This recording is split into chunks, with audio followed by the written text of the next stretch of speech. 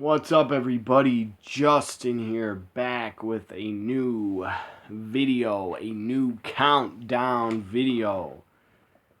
Again, give me a second, I'll be right back. So again, I forgot to put on another light so you can see my pretty mug. Anyways, this is a new countdown video. It's the end of a decade show. I've got a lot of them coming up. The 10 years, end of a decade, 2010 to 2019. I got the greatest divas and WWE Women's Champions and NXT Women's Champions in the last decade. The greatest and the best title reigns, world title reigns from Ring of Honor, New Japan, and Impact Wrestling. I got a show coming up, a decade's basically best world champions from New Japan, ROH, Impact Wrestling from the last 10 years. I got a WWE champions, best champions of the last decade show coming up in the future. Top 50 male wrestlers of the last decade. Top 50 female wrestlers of the last decade also. So a lot of those shows, end of the decade shows are coming up in the beginning of January and for the entire month of January on my channel. Also, top, I think 25 or maybe 50, I don't remember what I made it, because I have it written down in a notebook and it's not in front of me, it's up in my bedroom. So, I think it's the top best pay-per-views of the last decade show, that is also coming up. But this is my top 20 moments of the decade 2010 to 2019 in wrestling. The top 20 moments in wrestling in the last decade. The decade is almost over. 2020 is upon us. It is near. 2 days away. In 2 days, it will be 2020. So here we go. Top 20 moments of the decade in wrestling. 2010 to 2019. Number 20. Daniel Bryan and the Yes Movement. Going into WrestleMania 30, Daniel Bryan and his Yes Movement. It was absolutely great. It was fantastic. It was fun to watch. I was a part of the Yes Movement. I so wanted him to get a world title shot at WrestleMania, and the fans in the Yes Movement actually made it a reality. We got him the title shot. The fans got behind him with the yes, yes, yes chants. It became not just in wrestling, it became a worldwide phenomenon. At sporting events and all over the world, people are probably still doing yes, yes, yes. Just like the what chant, which I don't like, but it's going to stay around. So yeah, just like the what chant, the yes chant is always going to be around in wrestling. It'll be around in 50 years from now. Number 20, the Yes Movement and Daniel Bryan at WrestleMania 30 winning in the main event. That is number 20. I'll give you a little backstory. Number 20 was going to be CM Punk's pipe bomb, but no. I thought the pipe bomb CM Punk did, I thought it was overrated. I did. And at the time, I thought it was pretty cool when he did it because I was a huge Punk fan. At one time, the guy was my favorite wrestler. I don't hate the guy anymore. I'm kind of annoyed. He just wants to be a part of backstage when everybody wants you to come back and have one more match. CM Punk. Number 19. Another backstory. Number 19 was going to be WrestleManias. WrestleManias in the giant stadiums, in the football stadiums. WrestleMania 19, that was a long time ago, but WrestleMania 19 was in a baseball stadium. 18 was in a baseball stadium. But since WrestleMania 26, they were, and 25 and 24, they were in giant football stadiums. But no, number 19 is not the WrestleManias in the big stadiums year after year, where WWE makes a ton of money. So, anyways, number 19 is Kofi Kingston. Him winning the big one, the WWE Championship at WrestleMania 35. What a moment. It was great. Number 18 is TNA on Monday nights. TNA on Monday nights. They failed, but at least they tried. And they didn't do that bad in the ratings. They did get killed by Raw, but this was 10 years ago. More people were honestly watching Raw. I think Raw was getting like 3 million to 4 million people, I think. Or like 3.5s or 2.8s. I don't know what they were getting 10 years ago. I don't care. I don't care what ratings they get today. All that I care about is they stay on the damn air. And if they don't, they'll go on their network. And I'll still probably watch it if they ever go on the network for Raw and SmackDown. So anyways, even if Raw went off USA and USA didn't want to pay him again, I could see them going back to Spike TV, Paramount Network, or they could probably go to any cable network would take Raw. USA would absolutely suck and be nothing without WWE, in my opinion. I would not watch USA. So, anyways, even if they didn't go to Paramount Network, they could go on FX or ESPN2. I could see ESPN making a deal with Raw, put them on ESPN2 on Monday. So anyways, they could even go to Netflix or go to the network or go to Amazon Prime. Number 18 is TNA going to Monday nights again. It was a fail, but at least they tried. In the ratings, I think they were still getting like 2.0s or 1.5s. I just think I was excited as hell when TNA went on Monday nights. I was like, now we're going to have real competition for WWE. This is great for the wrestling fans. It's great for the business. It was good for like the first 5 to 6 months. I enjoyed it. But then they were not going live every Monday. They were taping it. I think they're going live every other week. So whatever.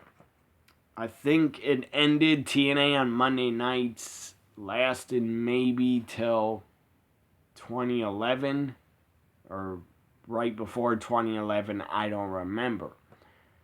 Number 17. Before TNA went on Monday nights, number 17 is Hogan and Eric Bischoff to TNA. Impact Wrestling in late 2009 or 2009. Hogan and Bischoff come to TNA. Right before 2010, I was excited about it. I thought Bischoff and Hogan are going to give WWE competition. I was dead wrong. But I still enjoyed that they were there. And I think Hogan and Bischoff get too much shit for their time in TNA. I thought they did some good stuff. I was happy to see the four-sided ring come back. Stupid Russo was still writing TVs, I believe. He was doing not that good of stuff with the knockouts. I remember one TNA on Monday night. They had the knockouts, like if they lost or feast or fired, I think. Or I don't remember, but Daphne had to strip. Don't get me wrong, I enjoyed that. I would pay Daphne to strip. But anyways, that's not how you use Daphne. She was like pulling her strap down. She never stripped. Good. She shouldn't have to. She's not a goddamn stripper. Daphne, by the way, was great. Her time in TNA was great. In WCW, she was good too, but they didn't let her do that much. In TNA, Daphne was really good. Really good knockout. Underrated. A shout out to Daphne. So, number 17 is Hogan and Bischoff to TNA. It didn't work, but at least in my opinion, Hogan and Bischoff were better than Russo and Dixie Carter because they didn't know jack shit how to run TNA or make it that good. So when it was at its peak, TNA was really good when Dutch Mantel was running the knockouts and booking the knockouts and helping them. When Dutch Mantel was there, Jeff Jarrett was there booking, Dutch Mantel was there booking or on the creative team. That's when they were at their best. So also TNA was probably at their best. I would say 03 or 04 to like the end of 2009. So, number 16. This is my top 20 moments of the decade in wrestling. Number 16. The Rock returns. The Great One. The People's Champion. The Rock returns to the WWE. He was away for like 7-8 years, maybe longer, 9 years, I don't know. But he was gone a long time. The guy's, when he came back, the guy was biggest movie star in the world, probably still is. So The Rock returns for WrestleMania 29 and I believe 28 against John Cena.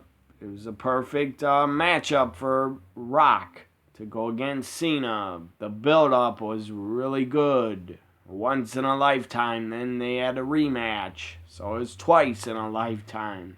But the build-up was really good. And they had a year to build up the second matchup.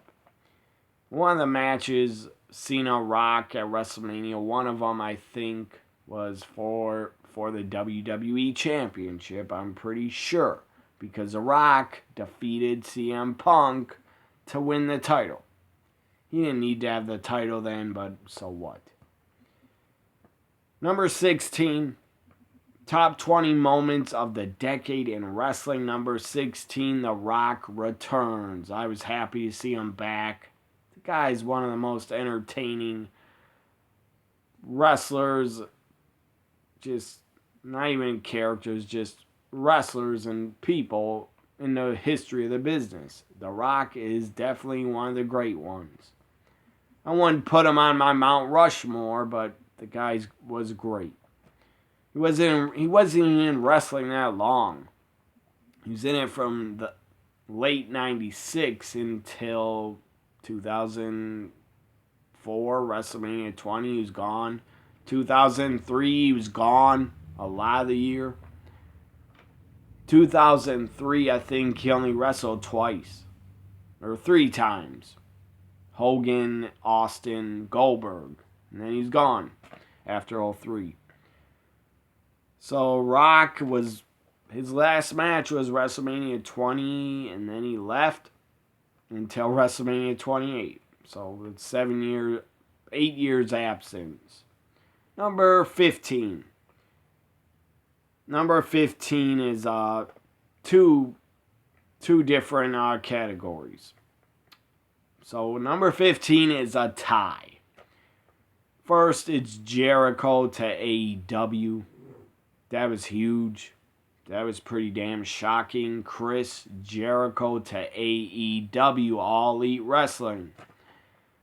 That was AEW firing like a first shot at Vince in WWE and like saying we are for real. We're not playing. We're not a little pissant company, as Triple H said. But Jericho, Vince said, you can have Jericho and I'll put NXT on USA against you. That's worked out pretty damn good for NXT because they've been kicking ass, in my opinion. AEW's been good on TNT, but in my opinion, not as good as NXT. Number 15 is Jericho to AEW and the NXT takeovers in this decade, 2010 to 2019. Awesome, epic, fantastic, just excellent, amazing, just great fucking takeover pay-per-view special events on the network. They started in 2014, the takeovers. And every one of them has been pretty damn good. In 14 and 15, 14 they were good, but 15 they got a lot better. 16 they got better. 17, 18, 2019, the takeovers have been off the fucking hook. Great events. NXT takeover has yet to let me down, where I said it wasn't good. I always say they're good because they are. So number 15, again, Jericho to AEW, NXT takeovers. Number 14, top 20 moments of the decade in wrestling. Number 14 is the CM Punk chants. They will not die. And the guy left. They kept chanting his name over and over. And then the fans started, a lot of them probably started chanting it out of anger and hatred towards WWE and what they were doing in the ring a lot of the times. Like when Stephanie or Triple H or The Authority were cutting promos. Fans didn't want to hear it, so they chanted CM Punk. But, I don't know. I think a lot of fans, I'm totally fed up with the chants. I hope they never happen anymore, but they probably will. But a lot of fans, I think, started chanting CM Punk because they were angry at how the guy walked out in the company, in my opinion. And they wanted to see him back. Number 13. Asuka's undefeated streak. Asuka's undefeated streak in NXT. and part of the main roster. Asuka left NXT, gave up the NXT Women's title. She was undefeated and defended the NXT Women's Championship, a record 523 or 24 days. She was undefeated. And I think her title reign was also that long. And then she went to the main roster. She was undefeated until she lost to Charlotte at WrestleMania 34. Number 13, Asuka's undefeated streak in NXT. And part of the main roster. Because remember, she won the first ever Women's Rumble. She was still undefeated until WrestleMania 34. Number 12, Bret the Hitman Hart returns to the WWE on January 4th, 2010 on Monday Night Raw. That was shocking. That was surreal to see Bret and Shawn shake hands. That was great to see. Hopefully they're still cool with each other. I don't know if they talk. I don't know if they're really friends. I don't really care, but it was cool to see them make up because both of them were like the top 2 to 3 level superstars of their era. They were just fucking great. I was never a big Bret Hart fan. I always respected him. I always knew the guy was a great worker, great wrestler. The guy was loved in Canada. He was also loved in the United States, around the world. Bret Hart was really great. But, in my opinion, Shawn Michaels was better. But this is about Bret. Number 12, Bret Hart returns January 4th, 2010. Bret, you might just be a little bit bitter because you've bashed Seth Rollins a lot. And I don't know why now I guess he's bringing up Goldberg, and he's angry that Goldberg ended his career, and he said Goldberg kicked him in the head on purpose, or tried to hurt him.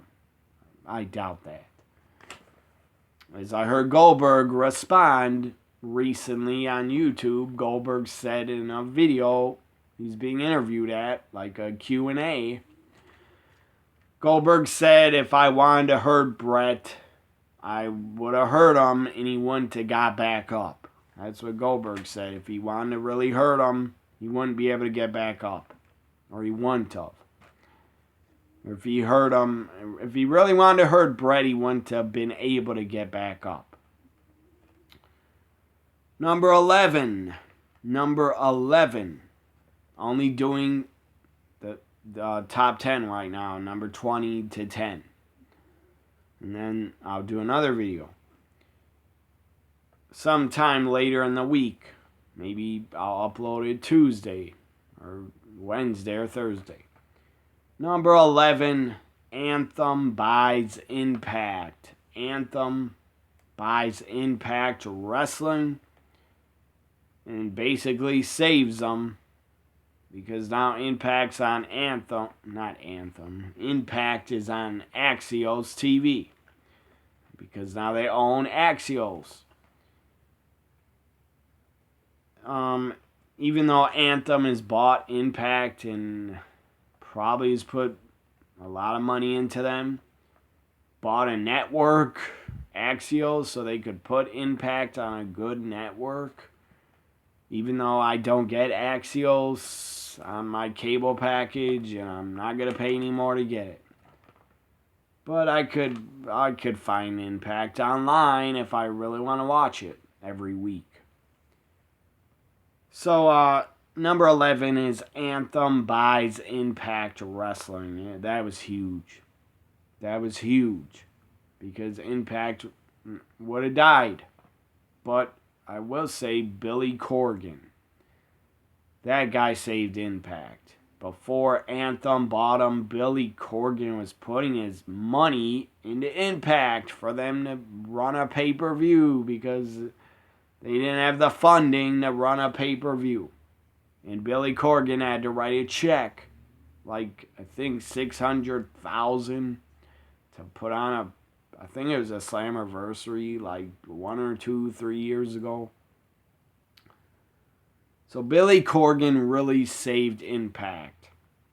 And then he sued Impact and Dixie because they owed him money. I'm sure they promised to pay him back, and Billy Corgan didn't get the money back. So Dixie, you're pretty much scum and a liar for not paying Billy Corgan back. Had to take you to court. Anthem then bought the company, and I believe when Anthem bought them, they said, Dixie, you gotta go. You gotta go because we saved your company, and I believe Anthem had to pay back Billy Corgan in court. I think. At least that's what I remember. Because Impact, I believe, had like zero money to their name under Dixie. I don't think they ever made a profit. I'm sure Impact TNA under Dixie was always in the red. There's no way in hell they could have made a profit because they probably lost like over 200 million or 400 before Anthem bought them. So, but good for Billy Corgan for saving Impact, and then Anthem saving them. And good for Billy Corgan for buying the NWA and getting that brand and that name to just be recognized again and to be back, and the fans enjoy his product. I enjoy Billy Corgan's NWA. I like what he's doing with it. The guy's a smart man. First off, the guy was not stupid when he was in Impact, and before he's in wrestling, Billy Corgan is a fucking rock star. The guy has wrote a lot of songs that were fucking really good. Big hits. So the guy's not just a rock star and good at writing rock songs. The guy is also a businessman. Number 10. I'll do number 10 in the next show. So number 11, Anthem buys TNA Impact Wrestling. So that's my top 20 moments of the decade so far in wrestling. I gave you number 20 down to number 10. Number 20 was the Yes Movement and Daniel Bryan winning and main eventing WrestleMania 30. Number 11, Anthem buying Impact Wrestling. Next video on my top 20 moments of the decade in wrestling will be number 10 down to number 1. Hope you enjoyed this show. I enjoyed doing it. After I do 10 to 1 in the next show, I will give you a lot of mentions of big moments that happened in the decade 2010 to 2019. A lot of mentions I have because a lot of big stuff and debuts and new characters, new superstars happened in the decade. Don't like, don't comment, don't share. Bye for now.